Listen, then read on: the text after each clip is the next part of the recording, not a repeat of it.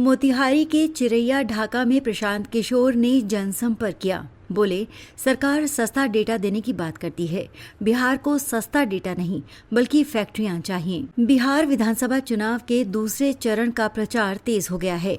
इसी क्रम में जनसुराज के संस्थापक प्रशांत किशोर मोतिहारी के चिरैया और ढाका विधानसभा क्षेत्रों में पहुंचे। उन्होंने चिरैया के लाल बगिया, मिश्रौलिया प्राइमरी स्कूल, महुआ चौक और बड़का चौक सहित कई स्थानों पर जनसंपर्क किया। इस दौरान उन्होंने स्थानीय लोगों से मुलाकात कर जनसुराज प्रत्याशी को समर्थन देने की अपील की। बाद में उन्होंने ढाका बाजार में स्थानीय प्रत्याशी डॉक्टर LB प्रसाद के साथ रोड शो भी किया, जहां कई जगहों पर उनका फूल मालाओं से स्वागत किया गया। ढाका बाजार में रोड शो के बाद प्रशांत किशोर ने पत्रकारों से बातचीत की। उन्होंने प्रधानमंत्री नरेंद्र मोदी और गृह मंत्री अमित शाह पर निशाना साधते हुए सवाल किया कि वे बिहार में अपनी सभाओं में पलायन कब रुकेगा और फैक्ट्रियां कब लगेंगी, इस पर क्यों नहीं बोलते।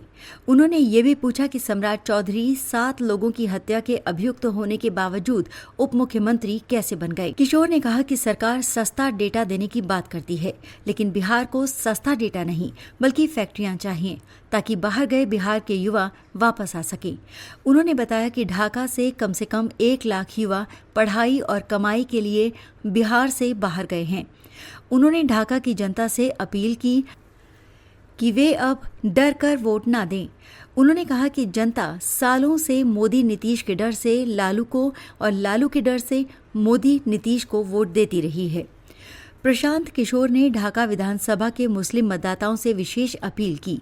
उन्होंने कहा कि वे भाजपा से डरकर अन्य पार्टियों का किरासन तेल न बने, बल्कि अपने अल्लाह से डरें और इस्लाम में बताए गए हक के रास्ते पर चलें।